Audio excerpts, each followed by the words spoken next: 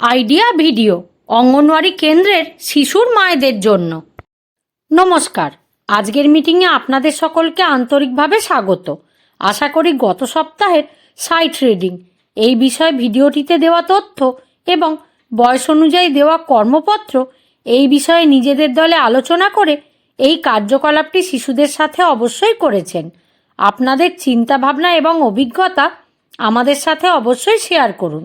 চলুন তাহলে আজকের মিটিং শুরু করি। ততক্ষণ পর্যন্ত ভিডিওটি এখানে থামিয়ে দিন।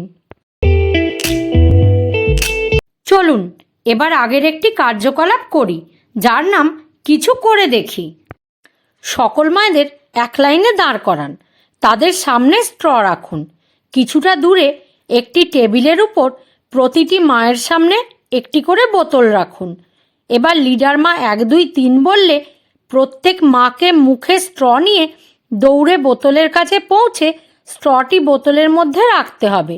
নির্ধারিত সময়ের মধ্যে যে মা সবথেকে বেশি স্ট্র বোতলের মধ্যে রাখবেন তিনিই জয়ী হবেন। এই খেলাটি হওয়া পর্যন্ত ভিডিওটি এখানে থামিয়ে দিন। চলুন এবার আগের একটি কার্যকলাপ করি, যার নাম কিছু নতুন শিখি। রান্নাঘরের স্মার্ট টিপস রান্না করার সময় এবং শ্রম বাঁচাতে পারে। এছাড়াও খাবার সুস্বাদু এবং পুষ্টিকর হয় এবং রান্নাঘর পরিষ্কার পরিচ্ছন্ন থাকে। রান্নাঘরের স্মার্ট টিপস: ধনেপাতা এবং সবুজ শাকসবজি কাপড়ে মুড়িয়ে ফ্রিজে রাখলে দীর্ঘ সময় ধরে তাজা থাকে। গ্রেভিতে টমেটোর পরিবর্তে টমেটো কেচাপ যোগ করলে স্বাদ আরও বেড়ে যায়।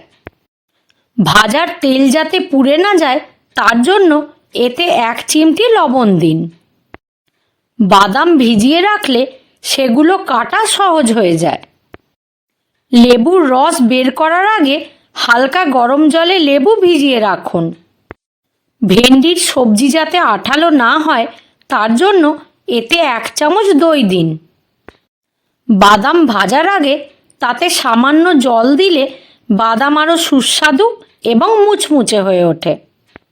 গ্রেভির স্বাদ এবং রং বাড়ানোর জন্য পেঁয়াজ ভাজার সময় তাতে আধা চামচ চিনি যোগ করুন। আস্ত সবুজ শাকসবজি রান্না করার সময় তাতে সামান্য বেকিং সোডা যোগ করলে তার সবুজ রং বজায় থাকে। এই ভিডিওটি দেখে আপনারা কিভাবে উপকৃত হতে পারেন সকল মায়েরা দলে আলোচনা করুন। চলুন এবার আগের একটি কার্যকলাপ করি, যার নাম বাড়ি গিয়ে শিশুকে করান। বাড়িতে মজাদার খেলা 1, সংখ্যা অনুসন্ধান। বাড়ির চারিদিকে সংখ্যা কার্ড লুকিয়ে রাখুন। শিশুদের সংখ্যা খুঁজতে, নাম বলতে এবং গুণে ক্রমানুসারে রাখতে বলুন। এবং খেলা 2, ঋতুশিল্প।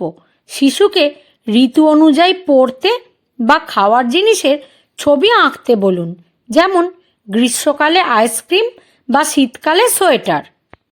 দেওয়া কর্মপত্রে শিশুদের বয়স অনুযায়ী কার্যকলাপ উল্লেখ করা হয়েছে, সেগুলি বুঝুন এবং শিশুর সাথে সম্পূর্ণ করুন।